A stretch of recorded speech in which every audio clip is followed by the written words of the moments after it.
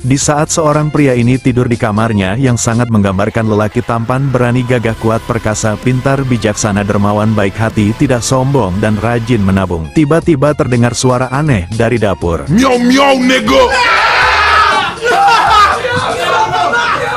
Sontak dia pun bergegas ke dapur untuk melihatnya, dan ternyata ada makhluk halus Raja Jin siluman rubah berwujud singa dangdut khas Madagaskar asli Medan. Tapi sayang temannya yang wibu nolep pengangguran beban keluarga tidak percaya dengan kisahnya karena tidak ada rekaman video CCTV.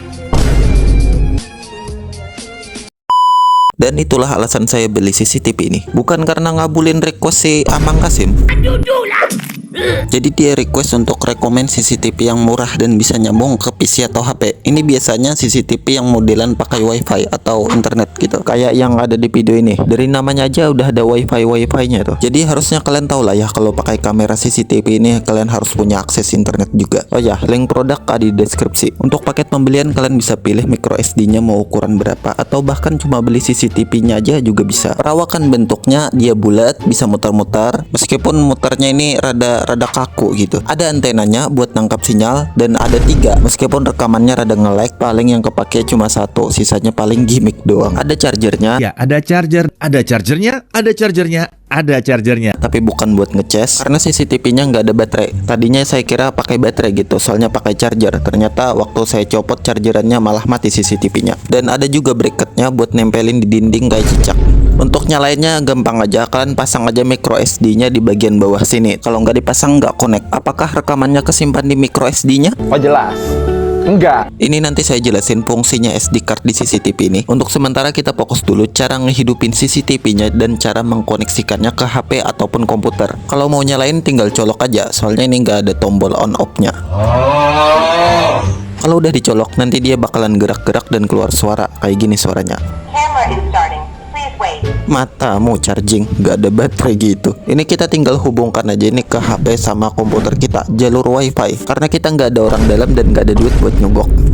Untuk koneksinya ke HP, kita harus download aplikasi namanya V380 Pro. Bisa cari di Play Store atau kalian scan aja barcode di kotaknya ini. Dan ini adalah tampilan aplikasinya setelah kalian bikin akun dan bikin password untuk akunnya. Untuk cara terhubungnya, kalian klik plusnya, terus tambahkan kamera. Maka kalian akan masuk ke menu kayak gini. Dan kalian bisa lihat bahwa kamera HP kalian berusaha men-scan. Yang di-scan itu adalah bagian barcode ini. Dan kalau barcode-nya ini nggak bisa di-scan, dalam tanda kutip kamera HP kalian nggak bisa nge-scan, kalian harus masukin ID perangkatnya. Dan untuk masukin ID perangkatnya ini tarik aja ke atas dan klik tambahkan ID perangkat, dan kalian tinggal masukin aja nomor perangkatnya tadi apa. Dan kalau cara yang satu ini gagal, kebetulan saya juga gagal, kalian bisa gunain cara yang lain yaitu kamera wifi. Saat kalian klik, kalian akan diberi pilihan untuk cara-cara mengkoneksikannya ke wifi. Setelah kalian pilih, nanti kalian tinggal lanjutin aja sesuai dengan instruksi yang ada di aplikasinya. Saya nggak bisa ngasih contoh video karena udah beberapa kali wifi di rumah ya dipakai orang. Kalau udah ke connect, biasanya dia akan muncul di tengah kayak gini. Kalian tinggal klik aja kalau mau lihat. Dan di sini sebenarnya CCTV-nya masih belum ngerekam, dia hanya nampilin gambar aja. Kalau mau ngerekam, klik yang tulisan rekaman. Begitu juga dengan foto sama berbicara itu. Yang dimaksud berbicara itu kalian bisa ngomong lewat kamera CCTV nih.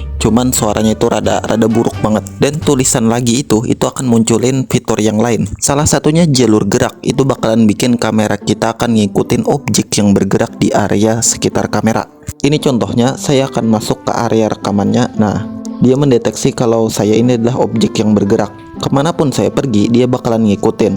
Selagi dia masih bisa ngelihat saya. Kekurangannya dia cuma bisa ya satu objek aja yang dia bisa ikutin. Soalnya cuma satu kamera dan terkadang dia bisa patah-patah dan nge-lag lalu ya nggak ngikutin lagi. Intinya saya nggak terlalu merekomendasikan fitur ini diaktifin. Soalnya ya ada beberapa kendalanya gitu. Nah, kalau untuk komputer kalian juga perlu download atau install V380 Pro-nya. Cuman versi terdahulu, bukan versi terbaru kayak yang ada di browser ini. Karena kalau versi terbaru kayak yang ada di browser ini ternyata nggak support untuk kameranya. Saya juga cukup kaget, soalnya untuk versi Android itu versi terbaru masih support, tapi untuk yang komputer itu nggak bisa. Jadi harus download versi yang terdahulunya, versi yang udah lamanya lah. Dan untungnya di channel sebelah, yaitu channel CCTV Update, dari namanya aja kalian udah tahu lah ya, kalau channel ini ngebahas tentang CCTV, jadi kalau ada pertanyaan tentang CCTV yang kita bahas di video ini bisa tanyakan ke beliau. Link videonya ada di deskripsi. Ingat ya, link videonya bukan link downloadnya. Dan versi yang kita pakai itu adalah versi yang 2.04 yang ini. Kalau sudah diinstal, kalian tinggal langsung masuk aja dan login pakai akun dan password yang kalian daftarin di HP tadi. Maka CCTV-nya akan langsung tersambung ke komputer kalian. Soalnya kalian login pakai akun yang sama di HP kalian tadi. Kenapa lewat HP nggak lewat komputer langsung? Karena lewat komputer rada susah.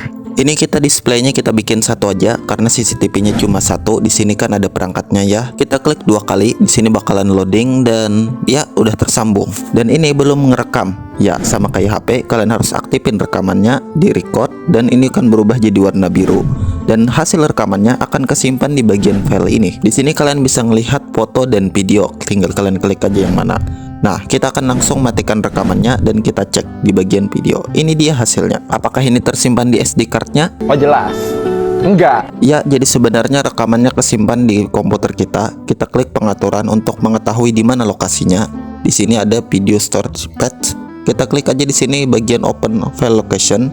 Dan ini dia hasil rekamannya tadi. Jadi kalau kalian ngaktifin rekamannya di komputer, maka hasil rekamannya akan kesimpan di komputer. Begitu juga dengan di HP. Kalau kalian aktifin rekamannya di HP, maka kesimpannya juga di HP. Karena itu kalau bisa kalian aktifin rekamannya pakai komputer aja, jangan pakai HP. Apalagi kalau penyimpanannya 64 GB kayak saya. Suram anjir. Nah, terus fungsinya SD card ini buat apa kalau ujung-ujungnya kesimpan di perangkat lain? Kalau dari penalaran saya ya, ini cuma kemungkinan aja ya. Mungkin aja hasil rekaman atau tampilan gambar yang dilihat itu nggak langsung dikirim ke komputer atau HP kita, tapi dimasukin dulu ke SD card-nya baru dikirim ke komputer atau HP kita. Tapi itu cuma perkiraan saya aja. Tapi kalau ada pertanyaan lain, taulah ya nanyanya ke siapa.